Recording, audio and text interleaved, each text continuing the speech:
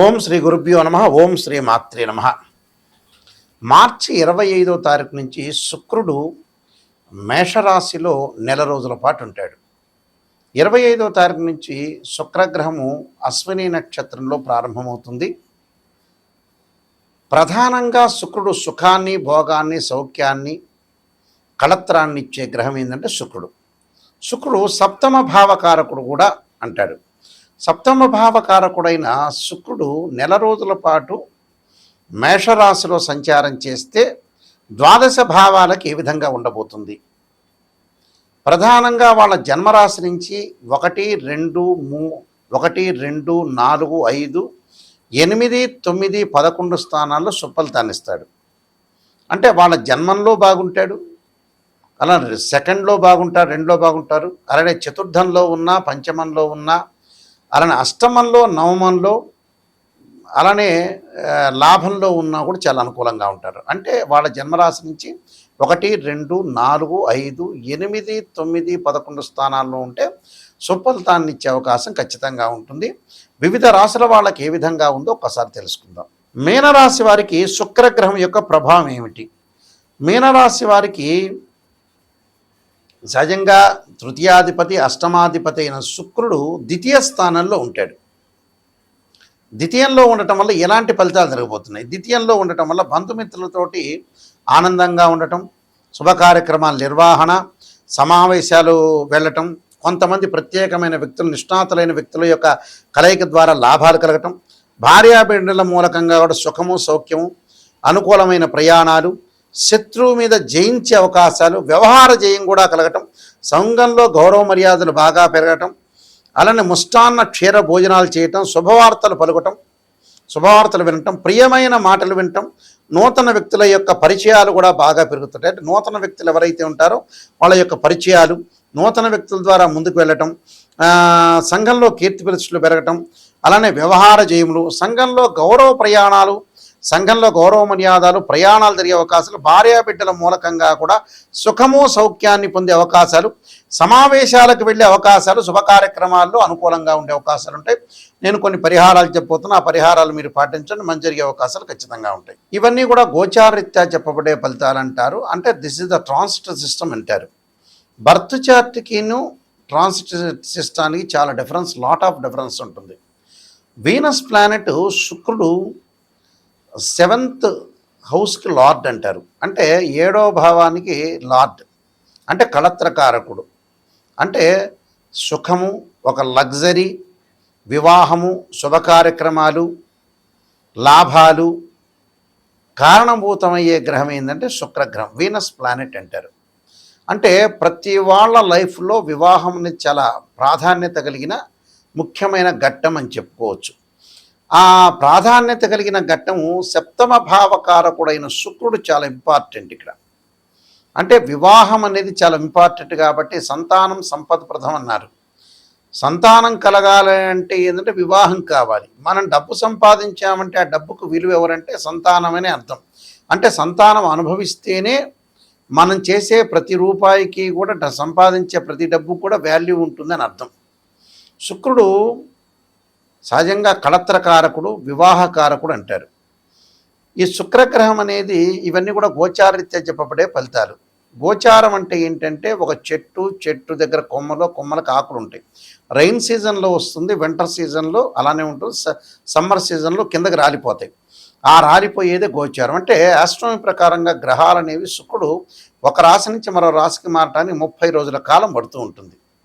ఈ 30 రోజుల కాలంలో శుక్రుడు ఎలాంటి ఫలితాన్ని ఇస్తాడు? ఆ 30 రోజుల్లో మనకి ఏ విధంగా ఉండబోతున్నారు అంటే శుక్రుడు ఏంటంటే లగ్జరీ, వాహనాలకి, కాస్మెటిక్స్కి, అలానే సహజంగా మూవీస్కి కళత్రకారకుడు. సినిమా హీరోలు కావాలన్నా, అలానే సినిమా ప్రపంచంలోకి ముందుకు వెళ్ళాలన్నా, టీవీ ఛానల్స్ కానీ, యూట్యూబ్ ఛానల్స్ కానీ, అలానే లగ్జరీగా ఉండాలన్నా, అనుభవించాలన్నా అన్ని రకాలుగా కారణభూతుడు ఎవరంటే శుక్రగ్రహం.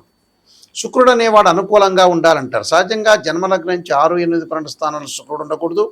శుక్రుడు పాపగ్రహ నక్షత్రాలను అశ్విని, మఖ, మూల, ఆరుద్ర, స్వాతి, శతభిషము, అలానే మృగశిర, చిత్త, ధనిష్ట నక్షత్రంలో, అలానే పుష్యమి, అనురాధ, ఉత్తరాభాద్ర నక్షత్రంలో కూడా శుక్రగ్రహం అనేది ఉండకూడదు. శుక్రుడు రాహుతో కానీ, కేతువుతో కానీ, శనితో కానీ, కుజుడితో కానీ కంజంక్షన్ కాకూడదు. కంజంక్షన్ అయితే ఏముంటుందంటే difference of opinions wife and husband మధ్యలో రావటం ఒకటి, డిస్ప్యూట్స్ కావటం ఒకటి, డివర్స్ జరిగే అవకాశాలు ఉండటం, ఇలాంటి ఇన్సిడెంట్స్ వచ్చే అవకాశాలు ఎక్కువ ఉంటాయి. అంటే శుక్రుడు చాలా ఇంపార్టెంట్ గ్రహం అని అర్థం. శుక్రగ్రహం అనేది ఇలా ఉండటం వల్ల ఏ విధంగా జరగబోతుంది అనేది మనం చాలా జాగ్రత్తగా చూసుకోవాలి.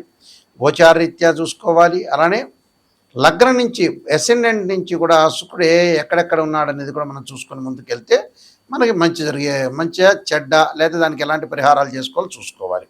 శుక్రుడు అంటే వివాహకారకుడు కాబట్టి వివాహం కాని కన్యలు ఎప్పుడూ కూడా స్త్రీలు వరపాస్పదాస రుద్రాభిషేకం, అఘోర గౌరీపాస్పదాస రుద్రాభిషేకం చేసుకోవటం చాలా మంచిది.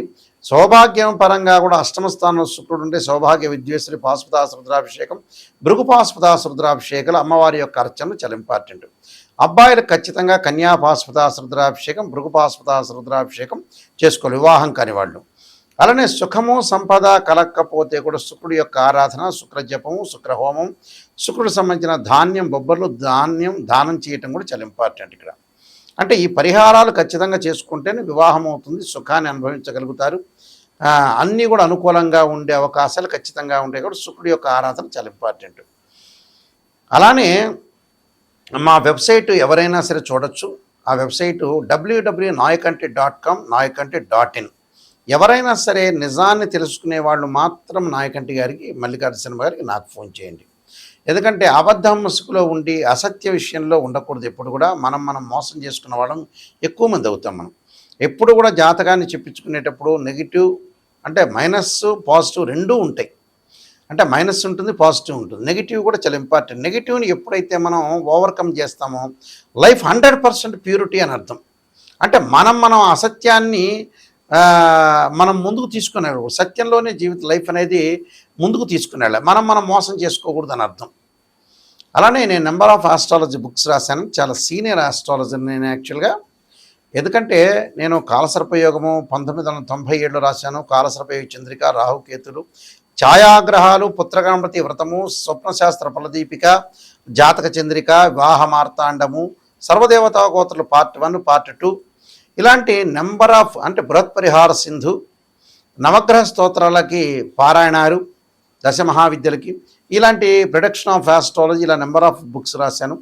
మీరు అవన్నీ కూడా తెలుసుకోవచ్చు. ప్రత్యేకంగా నా వెబ్సైట్ని సెర్చ్ చేయొచ్చు. ప్రతి విషయాన్ని కూడా మీరు గ్రహించండి. నా దగ్గరికి ఫోన్ చేసేవాళ్ళు నిజమైన వ్యక్తులు మాత్రమే నాకు ఫోన్ చేయాలి. నిజంగా నేను బాగుపడాలి, నాయకంటే మల్లికార్జున శర్మ గారి ద్వారా నేను సేవ్ కావాలి, 100% నాకు మంచి జరగాలి అనే వ్యక్తులు మాత్రమే ఫోన్ చేయండి. నేను కొన్ని పరిహారాలు కూడా మీకు చెప్తాను. ఎందుకంటే జాతకాన్ని ఎప్పుడూ కూడా ఏదో పైన పేర్ల మీద చూడటం కాదు. డివిజనబుల్ చార్ట్స్ అని 16 ఉంటాయి. రాశిచక్రమని, నవాంశ చక్రమని, సప్తమాంశమని, దశమాంశని, హోరా, ద్రేక్కాణము, అలా త్రింశాంశం, షోడశాంశం, ఇలాంటి 16 లగ్న కుండల్ని అనాలిసిస్ చేయాలి. అనాలిసిస్ చెయ్యంది ఏ జాతకాన్ని మ్యాథమెటికల్ క్యాలిక్యులేషన్ చేయకపోతే ఏ జాతకము తెలియదు. అంటే జన్మలగ్నం నుంచి తనుభావము, ద్వితీయ భావము, ధనభావము, సోదర భావము, సుఖభావం, మాతృభావం అంటారు, సంతాన భావము, రోగ శత్రు సంబంధించిన భావాలు, కళత్ర భావము, ఆయుర్భావం, అలానే మీకు భాగ్యభావము అంటే భాగ్యస్థానం అంటారు. అదే వృత్తిపరంగా ఉండే దశమభావం, లాభభావం, వ్యయస్థానము అంటే లవ్ అట్రాక్షన్ సంబంధించింది. ఇలాంటివన్నీ కూడా 12th హౌస్ని మనం కూడా అనాలిసిస్ చేయాలి. ఆ 12th హౌస్లో ఏ గ్రహాలు ఉన్నాయి, దాని యొక్క భావాధిపతులు ఎవరు, దాని యొక్క రాస్యాధిపతులు ఎవరు, దాని యొక్క దృష్టి ఏంటి అనేది మనం చూసుకొని ముందుకెళ్తే మనం లైఫ్ను లీడ్ చేయగలుగుతాం. తప్పకుండా స్క్రీన్ మీద స్క్రోలింగ్ అవుతున్న నెంబరు ఉంది. ఆ నెంబరు మీ ఫోన్ చేయండి. ఫోన్ చేస్తే మీకు అంతా కూడా వివరంగా నేను చెప్తాను. మీరు ప్రతి విషయాన్ని కూడా కూలంకషంగా తెలుసుకోవాలి. ఎవరైనా సరే మా దగ్గర జాతకం చెప్పించుకునేవాళ్ళు వాళ్ళు ఆన్ ద రికార్డ్ చేసుకోండి నేను చెప్పిన విషయాన్ని. ఎందుకంటే రికార్డ్ చేసుకున్నారనుకోండి మళ్ళీ మీరు వినే అవకాశాలు ఖచ్చితంగా ఉంటాయి. మేము కొన్ని పేపర్లు అనేవి PDF ఇస్తాము. ఆ PDF అనేది మీకు వాట్సాప్లో పంపిస్తాము. నేను చెప్పేటప్పుడు జాతకాన్ని మీరు ఖచ్చితంగా సేవ్ చేసుకోండి. వాయిస్ రికార్డింగ్ పెట్టుకోండి. వాయిస్ రికార్డింగ్ పెట్టుకుంటే మళ్ళీ మీరు రిపీట్ అనే అవకాశం ఖచ్చితంగా ఉంటుంది. కాబట్టి ఇవన్నీ కూడా కూలంకషంగా ఆలోచన చేసి జాగ్రత్తగా జాతకాన్ని చెప్పించుకోండి. మీకు మంచి జరిగే అవకాశం ఖచ్చితంగా ఉంటుంది.